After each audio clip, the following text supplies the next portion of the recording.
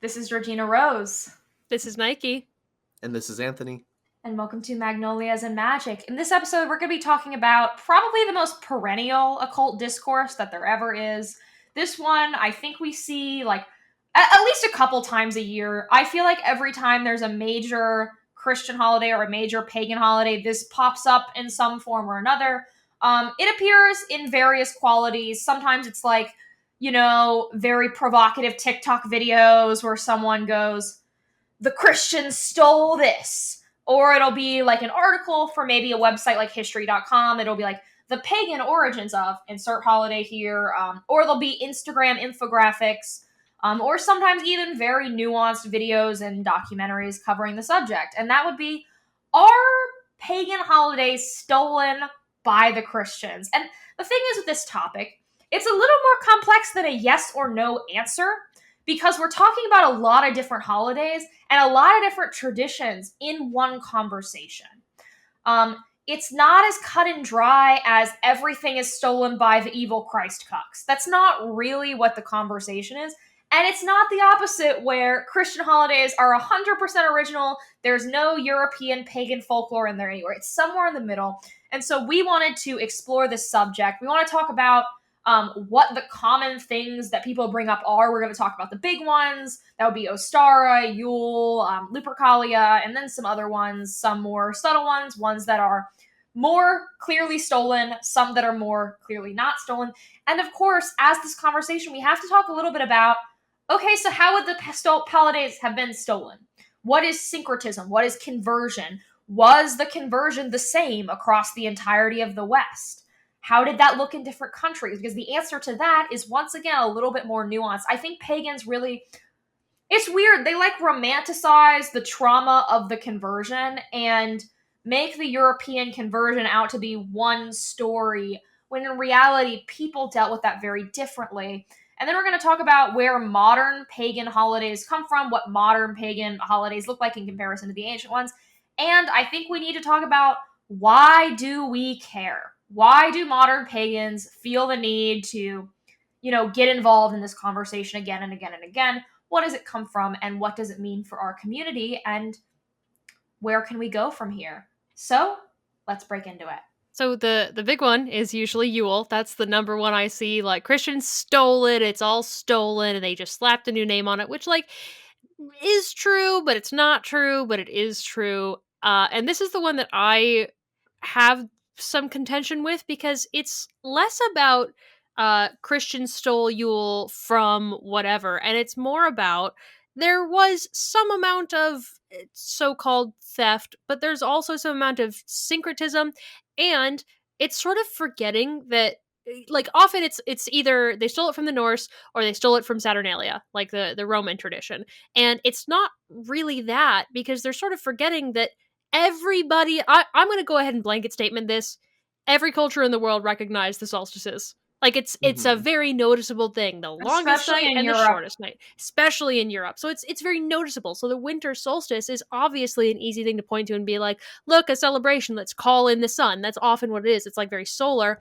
In the northern hemisphere, it's calling back a solar god or celebrating the sun coming back now that you've turned the page and you've gotten over the hump of the shortest night. All these things are very involved. And so it's less about they stole it, and it's more that the Christian themes fit into the calling back of the sun that is common around the winter solstice. The literal son of God, and also the solar sun, and how that can represent God and Jesus and all of that. There is an amount of taking some of the traditions from Saturnalia and Yule, but it's not entirely just they stole it, it's mean. Well, Jesus is also solar. If you want to get Kabbalistic about it, in the Christian interpretation of the Kabbalah, the Christian Kabbalistic traditions, the way that they sort of explain Christ is they put Christ on Tiferet, which is the spear of the sun. And as well, you see that the Sabbath of Christianity is observed on a Sunday. Christianity is a very solar tradition in the Picatrix, and people have there's some critiques to be done of the fact that the Picatrix did this, but they assigned all the various religions of the age to different planetary attributions, and they assigned Christianity to the sun. And I think Christianity is very much a solar religion. It's about the sun conquering death, essentially. And it's a very solar tradition. So it makes sense, right? Because theologians kind of debate when Jesus was exactly born. They go back and forth on it because it's not specifically clear in the Bible, right? So when they're trying to figure that out, and there's no consistent answer at this point, it does seem, and a lot of people argue that it was sometime in March, especially due to like the sheep and the sort of wildlife and biodiversity that's described in that part of the Bible. But if you're having a solar entity, which Jesus is solar, entering the world, and there's a ton of people in your region celebrating holidays all across Europe on the same day, and same period of time. All the pagan festivities were like a week long, week to 2 weeks in general. It kind of makes sense if you're trying to convert an entire continent of people to move it, because why not?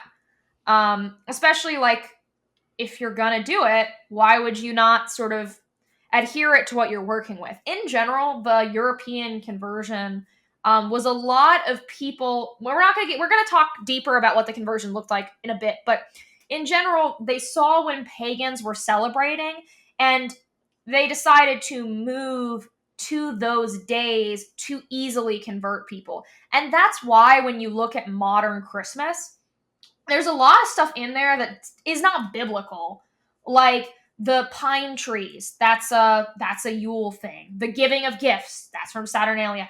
And if you get into different regions in Europe, you see actually different things going on, even more specifically, because in a weird way, there's some benefit to this stolen holiday thing because it did allow European culture to somewhat survive the homogenizing effect of the Christian conversion. So, in a way, these things being added to the bigger holiday is not necessarily the worst thing. I wish Europe was not converted, right? I don't. I'm glad that, or I'm upset that that happened, I guess, but it is better that they were allowed to preserve some of these things than the counter. And so when we look at modern Christmas, especially how it's celebrated here in the States, we've kind of just mashed things together. And then you add American consumer culture on top of it with things like Hallmark movies and, certain sales like Black Friday, like things like that. They are an American culture way of interpreting Christmas. In the UK, they have things like Boxing Day. Like there's even secular cultural additions on top of these various European traditions dating way back, and on top of the things that were original to the Christian church. So, Christianity and Christmas is a big, complex one. Mhm. Obviously, if you're in different regions of Europe, the level of the amount of pagan stuff that has remained is going to vary, depending on where you are. Well, Have you and that's guys? Oh, oh, no, sorry, you go go. for it. No, go for it, please. Well, have you guys heard the theory that the story of Jesus is actually just describing astrology? Really? No, I haven't. I Yeah. haven't. So there's this fascinating theory. So we have to start off number one to go from the Jesus and Christianity are solar to this. There are theories that he was born in July, which would make him a Leo, which would make him solar. But the Mhm. the March theory would make him a Pisces if it's early March. And if we put it at the Yeah, I spring hear equinox, Pisces. Pisces is yeah. what people say his sun would So be. when Jesus was born, that would have started the age of Pisces, Mhm. which matches up astrologically. And so that would have started that age. And if he is born as a Pisces, it also fits into the themes that Jesus sort of represents with Piscean things.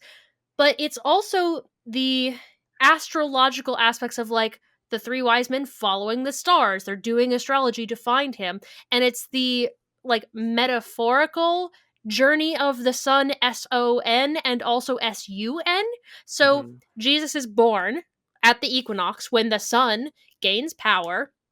And then it's his life, and then his death is like around either Samhain or Yule, whichever one it is, and then the resurrection happens at Easter. So it's just like a chart of astrology, like his life and birth and growing up and the height of his life where he is gaining all this prominence, and then as he is being persecuted and attacked, and then as he's killed, and then as he's reborn. So it's the story of the cycle of the solar sun, like Mhm. the planetary body, the luminary, the sun. And so that astrological thing is also another theory I find fascinating, and how I could see if that was the case, how it was like it's clearly not stolen and it double fits into the astrological calendar with the solstices and the equinoxes. It's not about stealing things, it's about recognizing the astrological calendars the whole world saw it. That is Mhm. deliciously heretical. I Yes. love that. Well, I mean, it reminds me too of like I don't remember like all the facts on this, so like if I quote this wrong, like please sue me. But like I remember learning in a religious studies class that like there's a lot of evidence that the story of Jesus, like the nativity story and like his life and death and all that stuff, like that mythos of like the rebirth and then death of the son that you're talking about. Like I've heard that there are a lot of historical parallels between that and pre-existing myths about like Egyptian mythology that have Yes. to do with like the solar deity dying and then being resurrected and then he becomes the god of the underworld, and like it's the same repeating mythos of like a solar deity that dies and then is resurrected through some mechanism, but like it's just this repeating mythology that expresses itself in different cultures. And so like I just think it's interesting, like there's so many parallels. But Yeah, well, that kind of gets into the perennial theory of religion, which is something that I sort of sympathize with, where basically it argues that all these different religions are so basically there's a thing called exoteric religion and esoteric. mm-hmm, Exoteric is the doctrine, the ritual, the outside perception, the way that you live, the culture, all that. And then the esoteric is the mystic core, the thing that when you have your personal experiences you're really hitting into, you're touching on, you're discovering. And so the perennial argument is that all these religions are tapping into the same core, but then interpreting it out through their own lenses and biases. And that's where we get all these differing mythologies and religions. Because obviously the religions they're things that contradict each other. Like that's, you can't avoid that. But mm-hmm, is it possible that all these mystics from all these cultures were having similar experiences? And that's why you see things like that type of myth, various types of myths popping up again and again and again, certain practices popping up again and again and again, even in cultures that never interacted. And mm-hmm. so, in a way, it's sort of a bunch of different paths up the same mountain. And we're all limited by our own human perception, our own biases, our own culture. And that's how we've gotten so many different traditions, which I sympathize with that argument a little bit. Well, that ties Mm-hmm. into theories about religion that include part of the reason that we can see why religions are the way they are is based on their environment. So if we go with this, I don't necessarily agree with it, but let's just roll with it. Mm-hmm. If we roll with the idea of we all sort of started here with this core idea and then branched out, well, you see a lot of these themes, but the themes change based on the environment and the perception of like life in that environment. So Mm-hmm. the Nile is very even, it's very predictable, it's even flooding, you always know when it's going to happen. And so their gods, like the Egyptian gods, were seen as being more even keeled, a little bit more easy to understand, very very easy because you know how the Nile is going to be. And so it was very prosperous because the Nile was fertile and they were able to just work with that. Whereas Mm-hmm. other rivers in like Mesopotamia, I don't remember the exact river, but like the Mesopotamian gods were a lot more like chaotic and out of nowhere, and they're suffering and they don't care about you, and these awful things happen all the time because that river flooded unpredictably. And so if you can't predict how the river's going to flood, you can't like protect your house, protect your crops, you can't have a good harvest. And so it depends on that environment. The Norse gods are a little bit different too because they have to be hardier because they're in the fucking far, far north, the dead of winter. It's snowing most of the year. It's cold as shit. You have to be a hardy person. And so their gods are a lot more hardy. And it's a lot more of the internal work and journeys because you're indoors a lot more of the time. So you have to do more of that internal work versus more of an external force. So, like, if we went with that, it does make a lot of sense to see how that is reflected based on their experience because of their environments. Yeah. And that's something that I think is probably one of the more compelling arguments for why there are so many parallels culture to culture. Um, the next holiday that we kind of wanted to discuss, and this is one that I think people are not as aware of, but is actually one of the easier ones to argue is stolen, and that would be Lupercalia. So this one is actually coming up in early February, right around Valentine's Day, and this holiday is one that people didn't talk about for a long time, but it gained a resurgence in popularity due to two things: the chilling adventures of Sabrina. I hate bringing it up on a religious podcast, but we all know that it influenced people. Okay, Yep. media impacts people's minds and their interests, and then TST, the Satanic Temple, has been pushing it pretty hard. Mm-hmm. Um, they're one of the atheist Satan organizations. Anyways, Lupercalia is a Roman festival where people would run around doing some animal sacrifice and having crazy orgies and generally being very chaotic. And they did this to prevent infertility and to sort of make their society prosperous. So they would, have a little bit of a feral few days and get a little rowdy and have some good old fashioned fun. It sounds like Anyways, the Purge. the Purge, The Purge, but sexy. 50 The Shades of sexy Purge. Oh my god. Very good. Yes. So this has become Valentine's Day. So Lovely. Valentine's Day is a holiday named after Saint Valentine, one of the Catholic martyrs, and he doesn't have a ton to do with what modern Valentine's Day is about. Modern Valentine's Day, we very sadly do not run around doing animal sacrifice and orgies anymore. Modernity really took that from us. But this idea of this love holiday in February, that has very strong roots in Lupercalia. Obviously, we're not doing what they used to do because, laws, but it is one of those where you can make actually a pretty compelling argument for it being. But even then, the word stolen is interesting because it's not like the Christians were like walking around and like shoplifting it from the pagans. Like, it was stolen because people kept doing the cultural traditions that they wanted to.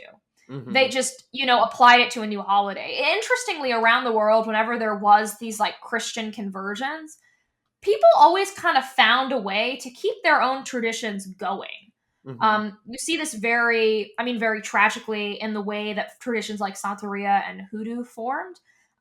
Very tragically, in those instances, people were, and this is one of the times when, unlike Europe, it was very, very forced conversions. Of course, there were forced conversions in parts of Europe, but this is a very extreme example where people, when they were brought to the Americas through the slave trade, were forced to basically, or they were colonized, as some of these traditions are not in North America. Some of them are through the Central and South.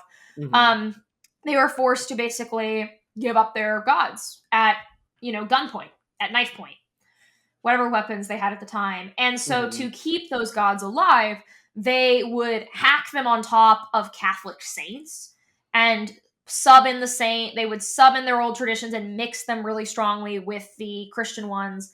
And that is a tendency that, though it was not always as extreme as those examples, happened a lot. I think the Valentine's Day Lupercalia thing is an example of this, because St. Valentine doesn't really have to do with, going on romantic dates and having a steamy night with your boyfriend. The Lupercalia kind of does. And so Lupercalia definitely toned down over the centuries, and there are people who do use it as a feast day. That's absolutely true. But it evolved into something different, and it did strongly borrow. And so in a way, we have kind of kept those traditions alive through a new angle. Well, all of this, like, it just, I want to touch on what you began your point with when you were saying that, like, the whole idea of like calling any of this stolen is like very weird and ambiguous. Like, I don't feel like it has a lot of ground to stand on, just because like so much of this is like you were saying, a lot of this is forced and a lot of this is tragic, but a lot of it is also just like syncretism and like the natural evolution of culture over like literally thousands of years. And so like going back to Christmas, like I remember doing a little bit of research where they were talking about like how theoretically Christmas could have received its day like on December 25th, and there's competing like sources for that. One of the things we talked about already was that like it took over the place of Lupercalia, which was like you guys said, a week-long festival that kind of fell around that time. And then there's other evidence that says like there was a tradition at the time that I can't remember the name of the emperor, but like some Roman emperor had very recently declared that the birthday of the Sol Invictus, which I think was like one of their deities, like they declared Sol that Invictus was a big one. He was a solar deity. Right, exactly. And they had declared that his birthday was on, I think it was December 25th or like right around there. And so maybe when the Pope decided to declare an official day, like he linked it to that day. There's other sources that say, like, going back to the thing with Jesus, I don't remember where the tradition came from, but there was a tradition that said Jesus had theoretically been born so many months down to the day from when he had died on Good Friday. And so using like that math, they were able to calculate the day December 25th. Like, there's not a lot of solid sources, but there's a lot of competing theories, and like my intuition tells me maybe they're all a little bit true. And that, like I said, that blends into the idea of like this isn't like you were saying, someone just walked in one day and decided to steal a bunch of pagan holidays. This is a progression that happened over thousands of years with like lots of little steps that added along the way. And like the thing with Valentine's Day being Lupercalia, like Lupercalia was probably last celebrated like 1500 years ago maybe, and like we celebrate Valentine's Day now. Like I'm sure our modern version of celebrating it didn't exist maybe 150 years ago. And so like what happened in all that space in between, like, and you brought in the commercialization thing, like how much of our modern traditions are influenced by commercialization, like how much are influenced by politics. I know we brought that up a little bit in the outline. And so like there's just so much nuance to me. Like it's difficult for me to say that any of this is theoretically stolen. Well, and the word theft itself is so strange too. I mean, you covered it, but like, let's be real. We need to talk about the conversion process because not all of Mm-hmm. it.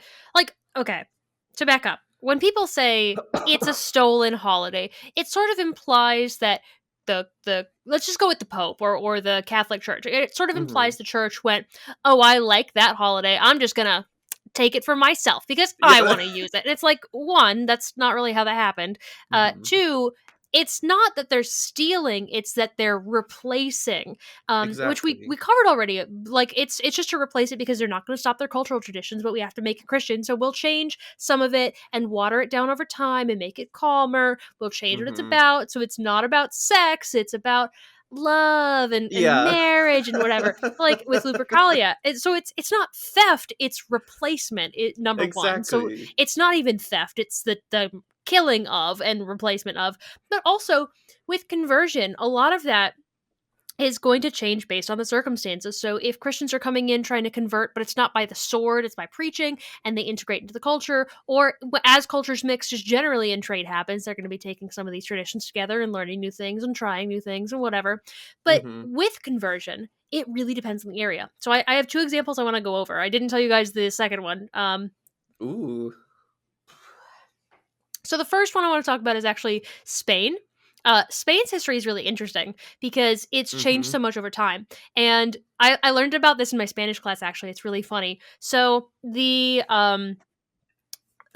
Muslim religion came in, and the empires that were coming from the Middle East were coming in and took over in about 7 years. So they took all of Spain. Spain was now Muslim, and that's what it was. And they built a bunch of mosques, and they had that spot for 700 years. They kicked out all the Christians, and they did that in 7 years because the Muslim world was incredibly strong, incredibly prosperous. Like Mm-hmm. what we think of now with the Middle East is so not what it was for so Mm-hmm. long. It was one of the richest, like, most knowledgeable areas in the world. When the Christian world was going through the dark ages and like we were going sort of backwards in scientific progress, so to speak, the Muslim world was having its golden age. Mm-hmm. So the Muslim world was incredibly prosperous. And so the Muslim world took over Spain in about 7 years. It took Christians 700 to take Spain back and make it Christian again, to the point where Mm-hmm. they would like put churches inside of mosques, and all that Muslim architecture still exists in Spain. If you go look, you can see distinctly Muslim architecture. And Mm-hmm. so within that time frame of 700 years, there's going to be Christians trying to come in, there's going to be Christians trying to live there, and as they take over little chunks, that culture is going to change. It's not just like the armies take over and now everything is suddenly converted in that area. You have people who were born and raised Muslim, and then the Christians take over an area. Well, if they don't kill everybody, those Muslims still exist, and so that culture is going to mix. And it's the same way with everything, where Mm-hmm. as that conversion happens over time, you're going to see these traditions mixing together, as we said, because the cultures don't want to leave their traditions behind. Mm-hmm. The other one is Iceland. Now, Iceland's kind of a tricky case because they technically voted to convert. It's stickier than this. It's not like we just said, "Yay, we're going to do it," and that was it. Mm-hmm. There were like political things going on where they were being starved out and the resources were taken, blockades, all that kind of stuff. Like it was not a gentle, peaceful woohoo. It was definitely under duress, but it was not necessarily under the sword. You know what I mean? Like it wasn't a violent in the way we would traditionally think of conversion. It was more of a political conversion, and we see political conversions happen all the time with different kings deciding to convert from their pagan religion to Christianity because it would make them more politically affluent and have better political connections and being able to mix with the people they want, which would be certain Christians. Like, Mm-hmm. conversion is not always a by the sword, fuck you, you're going to be Christian or else. Sometimes it's a choice. Sometimes it's a political duress thing. Sometimes it is through war over centuries. And it's not a black and white case of what it's going to be. So to act like it was just entirely only ever by the sword period, they cut off your mom's head and said convert or else, it's not always the case. Just because it was that way for the most part in the Americas, like Mm-hmm. North, Central, and South Americas, like that's the way it was kind of over here. But Mm-hmm. throughout Europe, that's not the case, and in the Middle East as well. So to simplify it as by the sword or nothing else is really ahistorical. It Well, also, is. the conversion didn't happen in one go. Certain countries converted first. The last Mm-hmm. country to convert was Lithuania. They converted almost 1,000 years after Rome did. Mm-hmm. In general, the countries that stayed pagan and the areas, it was even regional. So, a lot of the people who held on to paganism the longest were more rural communities. Mm-hmm. So it was the people who were kind of living out in the sticks. The term pagan actually has a kind of, at the time in history, it sort of had this kind of almost derogatory like feeling to it, sort of like how we'd say redneck now. Like it Yeah. had a kind of uneducated rural person connotation to it. Mm-hmm. Because those were the people who tended to hold on to those traditions the longest. I mean, even today, when you see rural areas of a country, typically those are actually cultural strongholds in a lot of the ways. They tend to hold on to the old ways, they tend to modernize slower. Mm-hmm. So it kind of makes sense that, like, the more rural areas of Europe were sort of the last to go, with cities typically going first. And once again, it happened over literally 1,000 years, as Lithuania held on to the longest. Also, as well, it gets a little tricky with the Eastern European parts of Europe, where it kind of becomes Eurasia, because the Eastern Orthodox Church and the Catholic and Protestant churches of Western Europe are very radically different, and operate in a very different way. So it's kind of hard to view those even within the same framework. So Imbolc also is one of those that has a little bit more of a leg to stand on, like Lupercalia, because it seems that it was the like holiday to celebrate the goddess Brigid, and Mm-hmm. then Brigid, it's most likely that the goddess became canonized as a saint instead, like they just force converted the goddess into a saint figure, and then Right. it became the Feast of Saint Brigid. So this is like one of the few cases we could say was in that sense stolen more fully, like straight up even including the name. Like Mm-hmm. that's where it was, we're stealing your goddess, making her a saint, and now you'll celebrate our saint in the Christian way instead of your pagan way. That's the one place I would actually argue for almost full theft. You know what I mean? So an interesting one is Ostara. So this is one that is very messy and muddy, because modern Ostara is very Wiccan based, and the historical stuff on this one gets a little funky. So the general claim that people make is that a goddess named Eoster was worshipped by Germanic people, and they were replaced, and that's where the word Easter comes from. And a lot of these, because there are a lot of fertility imagery around Easter, like the bunnies and the eggs. I think that doesn't make any sense around a death holiday. I think that's very clearly some sort of pagan holdover. Like, I don't have really any doubt about that. But Aoster, there is very little historic evidence around her. She may have been a goddess historically, but historicism is really lacking. I invoked her once and it worked. I had actually a very successful ritual, so do with that what you Really? will. Yeah, but was she this historic goddess? It's questionable. It's one of those that the jury's kind of out on. So I think Easter's an interesting one because there's clearly some pagan stuff there, but I think the general line that it was stolen from, like, the Wiccan Ostara, like, it's possible, but I think that should very clearly stay in the kind of speculation zone and not be a hard claim that we make. So I want to talk about why we tend to see this whole everything is stolen from us mentality.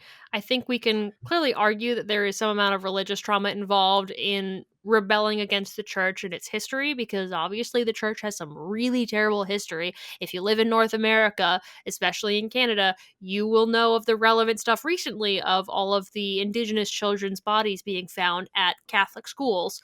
Yep. Specifically, like the Catholic schools meant to like send away the indigenous children to like remove their culture. Like clearly the church has done a lot of really terrible things, and we don't want to downplay that because obviously that is the case. But I think that for a lot of people, it's that they were so hurt themselves by the church in some way, whatever church that would be, with all the denominations out there that have done certain levels of harm. I think that it is less of turning to history and more of rebelling against your own trauma against an institution that has genuinely done a lot of damage. And I think that you can critique the things that the church has done in regards to how it has handled history and replacing holidays and replacing celebrations and destroying cultures here and there. Like you can understand that history without having to make up more. It's done plenty with Hmm. Lupercalia and with Imbolc and all of these different things. The things that it has done that you can make legitimate arguments for, you don't have to add things onto. You can just say what the actual history is. And I think it's kind of weird that there's this habit of trying to add more than there is when there's already plenty.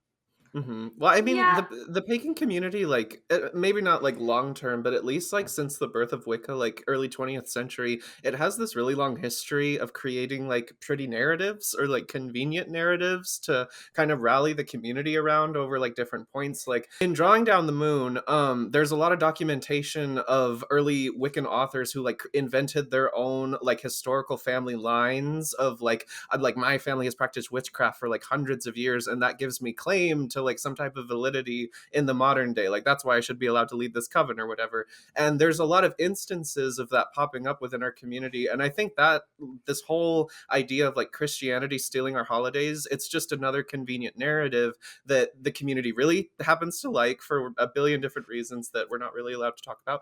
But yeah, and it's just this really easy, like you were saying, it's a really easy way for people to like I'm like bringing my own trauma into this because like I remember being a young pagan, like when I was first thinking about converting from Catholicism to paganism, and like I did, like so much of that decision was fueled by my own trauma with the Catholic Church. And I think it's so prevalent within Western occultism to have this narrative because, like you said, the church has done so many things to piss off so many different people in so many ways. Like we have misogyny, we have homophobia, we have transphobia. Like they fucked with politics for thousands of years. They've erased entire cultures. Like they're still doing all kinds of horrible things today. And like they do good things as well, but there is a long history of bad shit. And so like I think it's, like I said, it's just an easy way for people, like you said, to get over their trauma.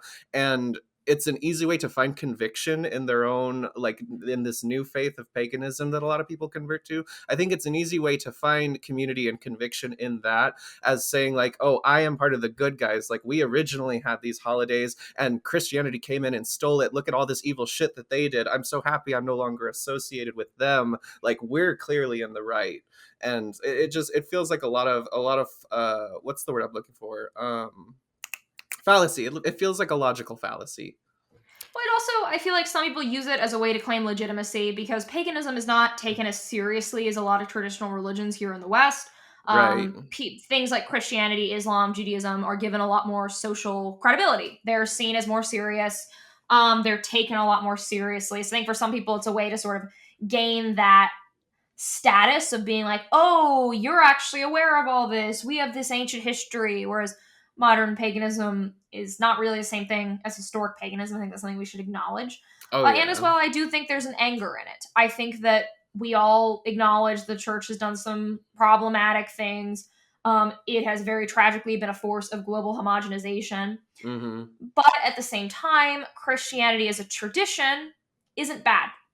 The Christian religion, it's this may be a controversial thing to say, is a beautiful tradition. It's connected to a lot of culture today, and there's a lot of mysticism there that I think is valuable. And I think we should acknowledge that and give some respect to them because the thing is, Christians are never going to respect us if we are not respectful towards them. If we are sitting around and rage typing about how much we hate, especially when they call it the XTNs, like it's very annoying.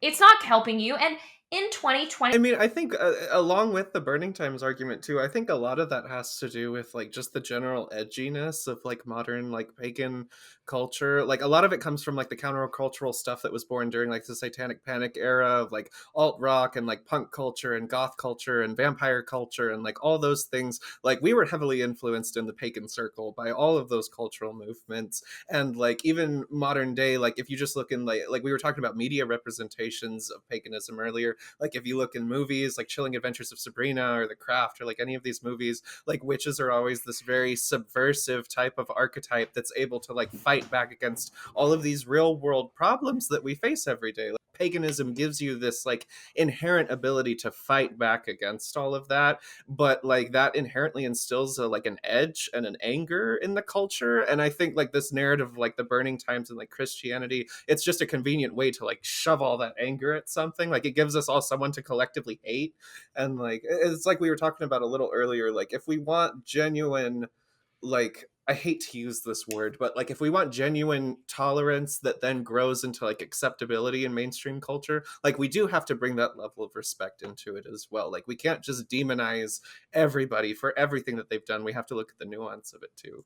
I think some people don't even want acceptance. I think some of these people who really push anti-Christian stuff, They they like the like being edginess. edgy. They Mhm. like the edginess. They like being a pariah. Right, They It also like the exactly. completely feeling of being dismisses an Christian outsider. witchcraft. Like Christian Exactly. traditions. Like Mhm. I don't go on Twitter very much. This is part of why. I've seen from the fringes, apparently Twitter is redoing their rant, as they will do sometimes, their Mhm. anti-Christian stuff, being like, Christianity has no place in witchcraft. And then all the people who have like Christian-based folk traditions are like, hello? All the South American traditions that get syncretized with Catholicism and had to do all that, like hoodoo and all of that. Like those traditions. Irish stuff is very Catholic. Mhm. It's just like you're cutting out a lot of traditions and ways that paganism has been able to covertly survive, and Mhm. blaming victims of colonization and of conversion by saying that their traditions don't matter and their way of preserving their heritage doesn't matter. It's so stupid. It's really ridiculous. Every time it comes around, I'm like, okay, so you guys just legitimately don't know what magic is beyond Wicca. Got it. Like, I Mhm. don't like saying that a lot, but when people do that, it's either they are snobby occultists who don't think that anything else is any good, or they are Wicca or Wicca adjacent or very Wicca influenced, but in the eclectic solitary way where they think that Wicca is like the basis for everything and they believe in the witch cult stuff. Like it gives that kind of Mhm. vibe. And it's like you are being so incredibly ignorant right now, and I hope you grow out of this because it feels very juvenile. Well, the Also, thing. even Wicca has a strong, Christian influence. This is the Mhm. thing, there's no way to fully separate Christianity and paganism from each other on either side. Mhm. Yes! Because Christianity borrowed from paganism, pagans have borrowed from Christians because a lot of our history was written down by the church, and a lot of Christian mystic techniques and Abrahamicist ideas are in modern occultism. Things That. like emanationism, Kabbalah. There was exchange between the Greek pagans and the Jews. Kabbalah and Greek paganism like to sort of tango together, and that's how we got an amazing book called the Greek Magical Papyri. Mhm. And a lot of modern occultism, the lineage for it, and that would be the lineage that Wicca does come down from, is originally an Abrahamic lineage. It Yes. goes from the Kabbalist to the Renaissance occult revival through Hermeticist, um, through Rosicrucians, and then through Neo-Hermeticist, or the Golden Dawn. You can call them the Golden Dawn if you don't like the word Neo-Hermeticist. And Mhm. then into things like Thelema, then into Wicca, and then into modern eclectic witchcraft, because like it or not, everyone who is an occultist on the internet has some Wicca on them. Just accept it. It's Mhm. okay. And so that lineage actually does have a lot of Abrahamic roots, and a lot of these concepts are somewhat Abrahamic. So it's very weird to like see us as enemies or as a dichotomy, because the Mhm. first Abrahamic faiths where Abrahamicism originated was henotheism. Henotheism is the idea of believing in multiple gods and worshiping one. That was the earliest strains of what would later become the Abrahamic faiths began as. So there was never this hard dichotomy. Even Yahweh is arguably pulled from various Canaanite sourcings and gods. So it's, Mhm. I think that we should not see ourselves as enemies or like two camps, but rather kind of similar. And I think we should sort of notice that we have more in common than we might think we do. I Right. highly recommend like sitting down and having a long conversation about religion with an educated Abrahamic person with an open mind and just talk about your ideas, talk about the things that you do, the practices that you do. I think, because I've had these conversations, you might find that you agree on a lot more than you think you would. It's interesting. It's an interesting thing to do. I recommend it. Mm-hmm. No, I completely agree. No, I just it brings to mind a very funny quote. I just remembered. I think this was actually in Ivo Dominguez's book, our guest from last week. But he was talking about this.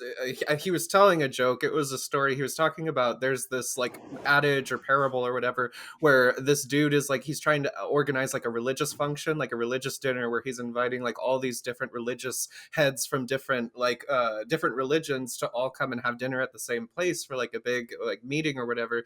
And he was trying to figure out like how to organize the guest seating so that like none of the different religions would argue with each other. And he said like the best way to do it from his experience was to put people from different religions right next to each other. And so like if you had like a Muslim and a Christian, you'd put them right next to each other versus like a Christian and a Catholic. Like if you put denominations that are too close to each other, they're going to argue about the nitty-gritty details. But like people from like vastly different paradigms, they're more easily able to see like, oh, we might actually have some similarities between some of these things versus like nitpicking the nitty-gritty details.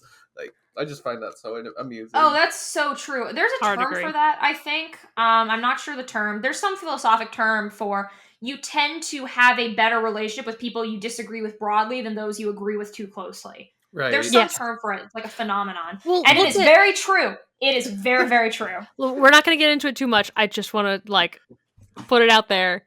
Look at the whole like the left eats itself, the right eats itself. Mm-hmm. Exactly. Like think about it, like the right is eating itself because they have too many ideas that are like close enough, but because they disagree on the nitty gritty, they start eating themselves from within. And on the left, it's the same way. You're not left enough, or you're too far left, or whatever. Like you're close, but not quite right because the details are where it comes down to. So like we see this outside of religion as well as inside of religion. Yeah, it's just the wars between Christian sects. Oh yeah, I love honestly this. I'm keeping this in. I love sometimes reading through Christian Twitter and seeing them like lose their mind over like the tiniest stuff.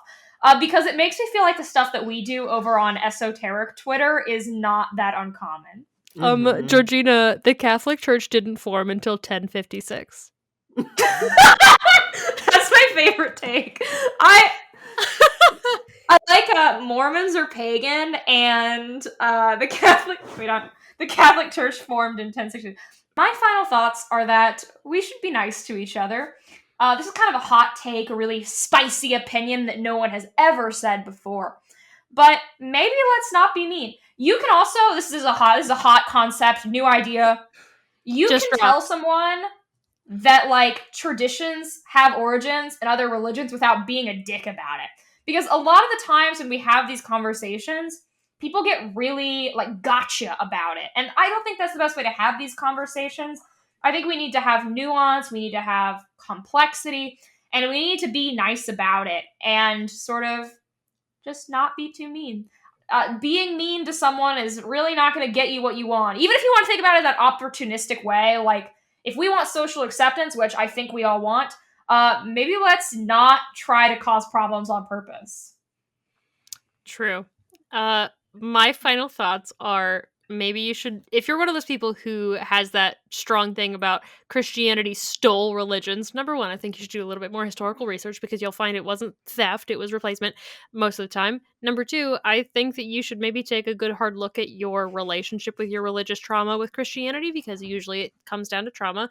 It's okay to have anger towards the church and all of its wrongdoings because it has many wrongdoings, but to take it out on individual people and to say that Christians can't be witches or to say that Christian magic is stupid and that Christianity has no place within paganism or within the same spheres as paganism is incredibly ignorant and dismissive and culturally unaware is what I'll go with. So just do more research. You don't have to suddenly start practicing Christianity. By no means am I trying to tell you that, because Lord knows I am pagan as hell. But, like, you can understand the viewpoint and the history without having to add extra in there that just doesn't exist, and to disparage people that are Christian or practice Christian. Like, some people aren't even Christian themselves. They just do things that are Christian based because it's what their like history is. Frankie is a pagan for sure, but is doing a lot of Catholic based practice because that's the practice that they're leaning into with their Italian heritage. So like they're learning these traditions not because they are in fact Christian, but because they understand the historical context behind them and are finding pagan links within it. So just try to understand that you don't have to have them be completely separate. This is Christian and this is pagan, and they do not mix, because in fact they do mix quite often. And I think my final thoughts are that, I think my final thoughts are that a lot of our modern pagan culture, and it is a culture, it has developed into its own little subculture. A lot of our modern pagan culture is based on very popular narratives and stories that we like to tell to each other. And some of these are very true, and all of them are pretty useful, but some of them are very not true. They're not quite based in factual reality. And it may behoove you to do some digging, do a little bit of research before you get on the internet and start saying things you can't take back, because I have definitely made a fool of myself on the internet before, and it's not very fun, especially if other people get offended or hurt by it. And so like I said, it may behoove you to know what you're talking about before you talk about it. So just, not everything in our community is right as rain, and you might want to do some fact checking before you start believing into anything. Also, can I add, not everything is about you. Like, somebody else's practice is not about you. Very that. Eyes on your own paper. You keep our show going. So we love you, and you get extra special things, but especially you get your name read off if you're the Bud tier, which is $10 or higher. So these names are in no particular order. They might be in whoever did it most recently. So we'd like to give a special thanks to, by name, Neva. You know who you are. Pamela, Cirrus, Sarah, Dot Nihilus, Brigid, A Sociology of Tarot, Lita, Hamda, Lilith, Marcello, The Lady Ghost, Leo, Mike, Jonah, Nicole, Neon, Marshall, Nauseated, MK Scorpio 89, Alejandra, Jessica, Lee, Victoria, Angry Pratt, Doitsu, Allie, Amy Monster, Anna, and Evan. Thank you guys for all of your support. You help keep the show going, and we love you, even when it takes me 10 minutes to remember that I have to do Patreon. And if you want to enable us to keep making more podcasts, you get to join our Patreon, and you get quite a few things if you do it. You get your name read off, you get extended shows, or episodes early, pre-shows, video versions, and extra episodes, allegedly, every now and again. They're supposed to be every Sabbath, it's more every now and again. It'll happen, I promise. But if you want to find me, I'm Georgina Rose. I go by Dot Darling on the internet. I'm on many platforms, and I have a list to read them out because I have a problem. Anyways, you can find me on Instagram, Twitter, TikTok, YouTube, Twitch, Telegram, Odyssey, Vero, Patreon, and Ko-Fi. And I'm Nike. You can find me at Warrior Witch Nike basically everywhere.